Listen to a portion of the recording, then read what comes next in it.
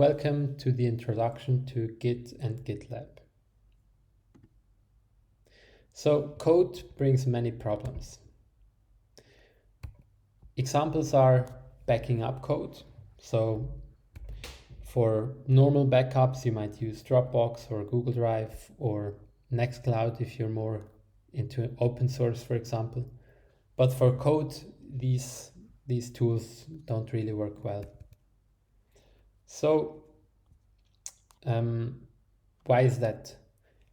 The reason is cloud storage is not really made for code, because often in cloud storage, you want to back up larger files and fewer of them. In code bases that you want to back up, often you have very small files and sometimes even hidden files. Sometimes you want to exclude certain files from being backed up, and that's just not the typical use case of such tools like these. Then sticky notes, unfortunately, are also not that great of an alternative so far. Another problem of code is that often you want to use different types of files, or you want to keep some code that you had before. So what people do often is they just copy the same file and name it slightly differently, but then in the end they don't know what was in the first file, and then what they did, for example, in 2020, and then what they did in September, and then what was new and what was old, right? So you forget with time. So when you use a system like this, it is very, very hard to keep track of what happened when, and it's not very well maintainable. Another problem with code is that often you wanna keep code that you used before but are not using at the moment. For example, here you have code that is commented out. So that's another problem that can be solved with Git. Then there is the thing which we call document mail hell, which is when people work together on a Word document, for example, and they send each other different versions of the document through email. So they work on the document, they do something, they save the changes, they send the document to the other person. The other person changes things and sends it back again. So for this problem, there exist collaborative text editors online, such as Google Docs, for example. But that again doesn't work out of the box for code. So in code, this document mail hell is even more pronounced because we have many more files, and the whole thing is usually more complicated even. But fortunately, there is a solution for all of these problems. So the holy grail of code backing up and so on, all of these problems that we touched upon earlier, is Git, for example. There are also other version control systems where Git is an example for, such as Subversion, but Git is one of the most famous and most widely used systems, and that's why we are talking about this here. So what can Git do for you? First and foremost, it can back up the code and save it in an easy way to a remote repository.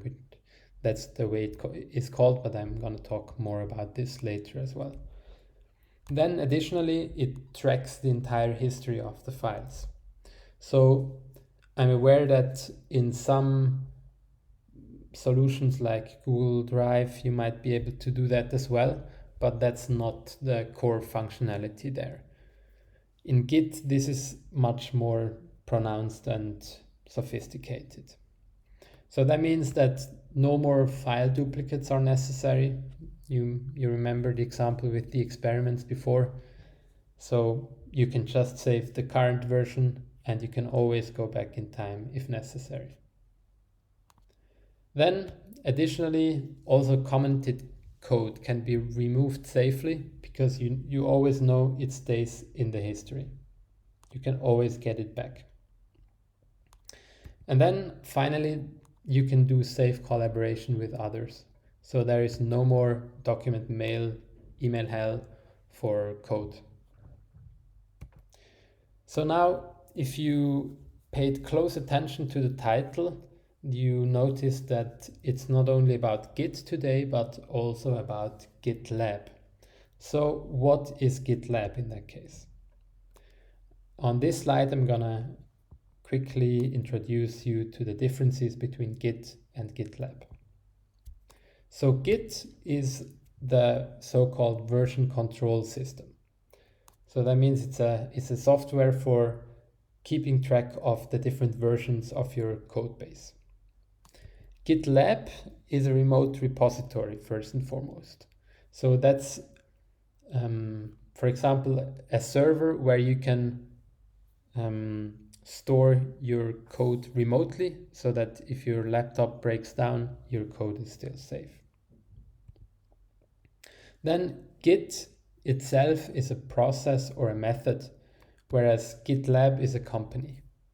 So Git is the original tool, the original idea, and GitLab monetizes it on a larger scale for developers. So Git itself is a software, a very small software, but GitLab offers a whole ecosystem around Git, using Git of course, but also many other services such as CI/CD, which is continuous integration and deployment, for example. So what will you learn after this course here? So for the exam, you can name 3 reasons for using Git in software development.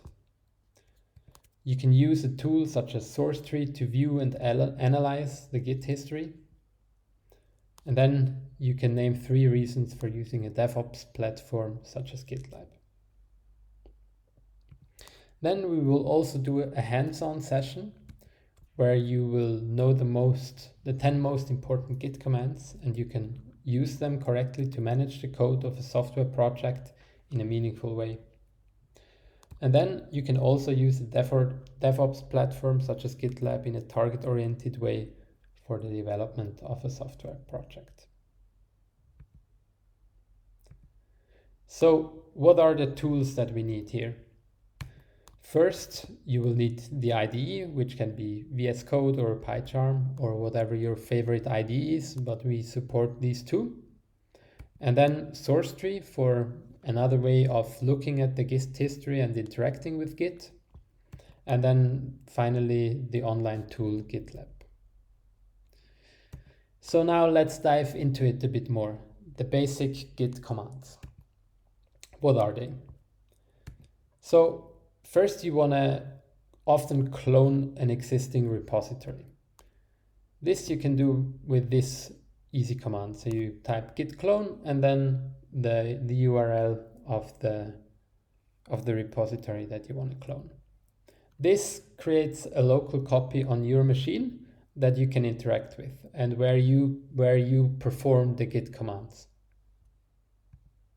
Then you want to use the git status command where you can, as it says, check the current status of your repository, of your code base, and see what has happened before, what can happen in the future.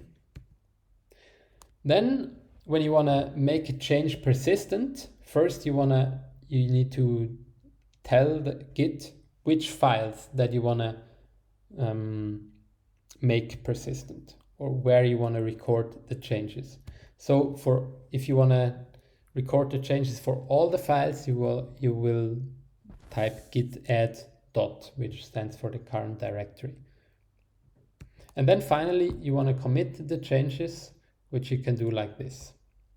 So git commit and then -m, and then you type a commit message, which tells people, which may be you in the future, what you did during that commit.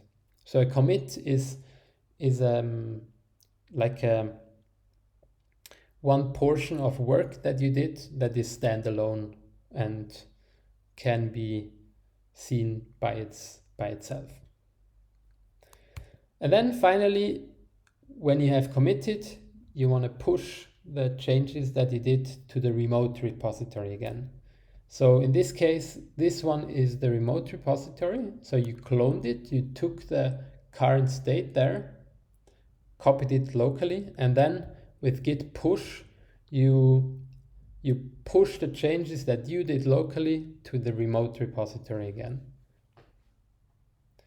So far with the basic Git commands, it's only for yourself. Like what do you need to keep track of your progress yourself without other people involved? So no collaboration so far, just for yourself. So the goals of this is backing up the code and maybe having a history of what you did in the project. Then the next step is collaboration with others. So for this, usually we want to use branches. So in standard software development, you usually implement several features and you want to integrate them at some point into the main software. So you see here in the main branch, here it's called master, but in newer versions it's called main. And then you branch off here. So you take this state of the software and you create your changes here. Each dot represents a commit. So you commit here, and then at some point you merge your changes back into the main branch.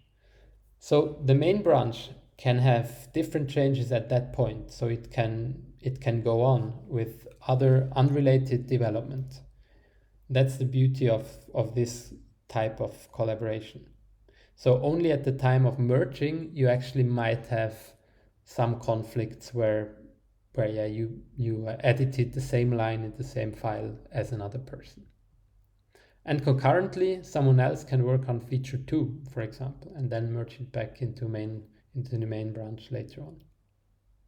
So the question is now, how can we perform all of this? For this, we need some more advanced Git commands. First, we need to create the branch. So that's quite easy. You just type git branch and then your branch name. This, if we go back here, is at this point. So here we create a branch and then we can commit on a separate branch of the repository. Then we want to check out the branch. So that means we switch to a different branch of the repository. So that means we are now, if we're committing on this branch now. Then what we also want to do is pull changes. So if it's not only us using the remote repository might not always be the same state as we have locally. So if we do some work and we change some things and then we push, then some other person who has worked on the repository at the same time might have an older state from the remote repository. So to integrate our changes into their local repository, they need to first pull the changes from the remote repository to their local repository again. This happens with the git pull command.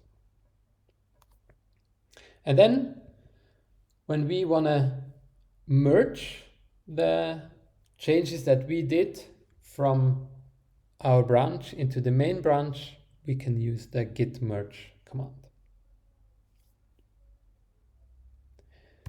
So now, how can we look at all of these commands? Like, how can we look at the history of what has happened in the repository? You could do this via the command line, via your IDE, but in this slide I'm showing you another possibility, which is the software source tree. You can see an overview of all the commits, so each row represents a commit here. The graph tells you the branches. So the blue branch is the master branch here. You can see this here. And then the pink branch is the update Google verification branch, which has been branched off here on February 8, 2016 from the master branch. And then finally on February 18th, 2016, it has been merged back. And analogously, you can see here the other branches, how they have been branched off and then committed to here and merged back into the main branch. So what you can see here is the graph with the different branches, then the commit hash. So if you wanna identify a certain commit uniquely, you can use the commit hash. Then you can also see who did the commit, especially important if you're working in a group. And then a description. This is the commit message that you typed in when committing. And then finally also you can see when it has been performed. So this source tree software can be quite a helpful tool in understanding and also debugging when something goes wrong. Okay, so let's look at the high-level overview of the different types of Git buckets, so to say. So first of all, there is the local repository, the one that you obtain if you clone from a remote repository. So this is the largest distinction. You can also see it with these two large gray boxes here. So whenever you push, you go from here to here. Whenever you pull, you go from here to here. So when you're working, you're coding, you're changing the files, then at some point you want to decide, okay, in file main.py and in file utils.py I made changes, I want to commit those, so I add them to the staging area. This happens with the git add command. And then you want to really make it final, so you commit it. You commit the files and you specify a commit message. And then finally, you can push your changes to the remote repository.